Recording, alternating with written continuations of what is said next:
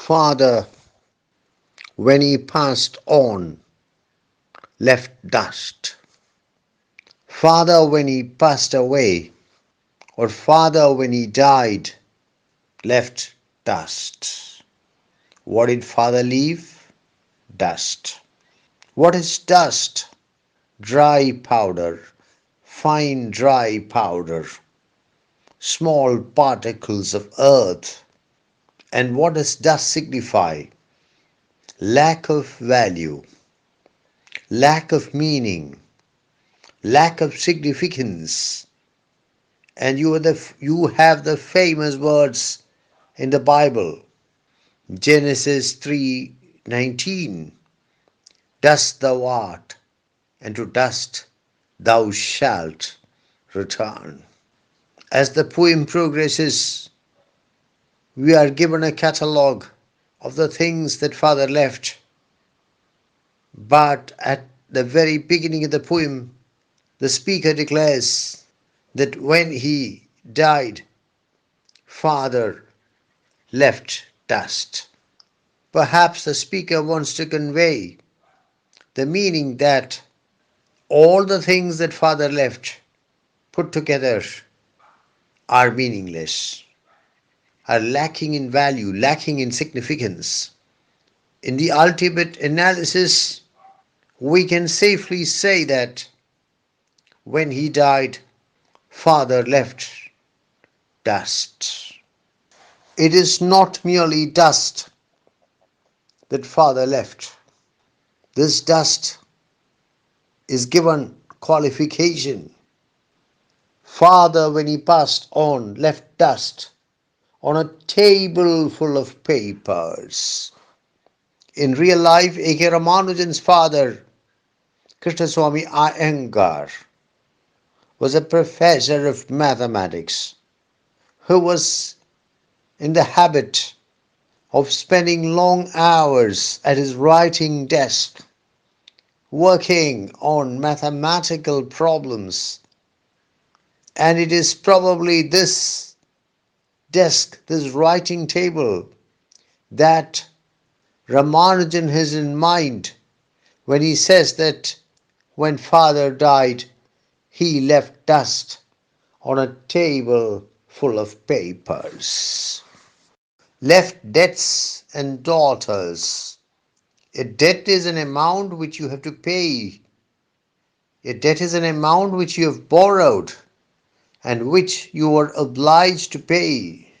Debts and daughters. Take a close look at the collocation in the patriarchal society of the Tamil Brahmins, in the patriarchal society of the Iyengars. Daughters were seen as liabilities. And I think that there is a logic in the poet bringing together debts and daughters, because a debt is a liability from the perspective of the borrower, and a daughter is a liability from the perspective of the father. She has to be looked after, she has to be married off, the dowry amount has to be found. So debts and daughters. Among the things that father left when he passed away were debts, were also daughters. A bedwetting grandson. Bedwetting is urination at night, involuntary urination during the night. I think bedwetting is fine till the age of 4 or 5 or even 6.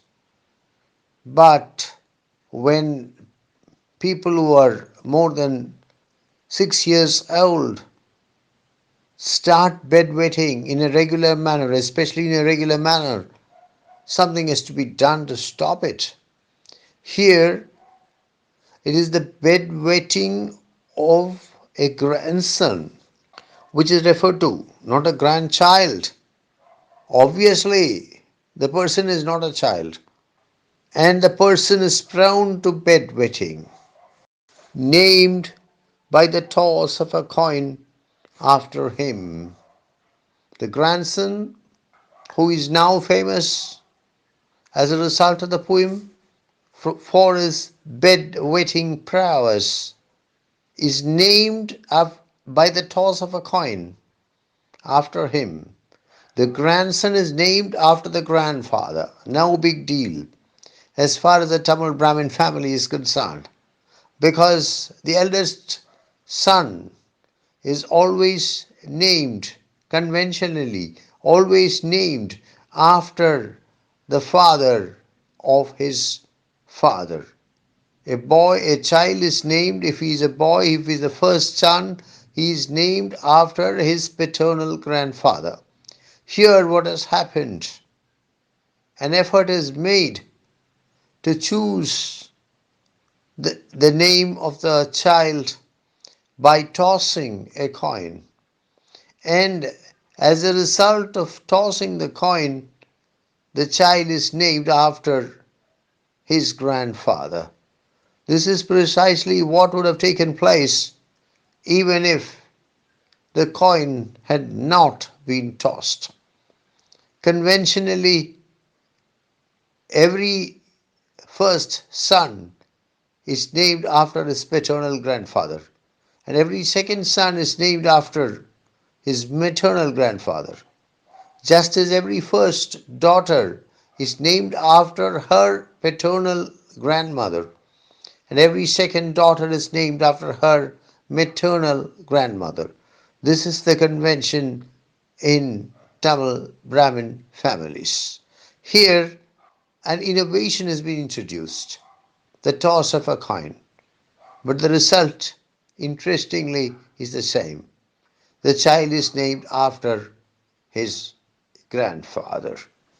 Incidentally, A.K. Ramanujan's son, Krishna, is named after A.K. Ramanujan's father, Krishna Swami Iyengar. I am not sure whether a coin was tossed to arrive at this conclusion.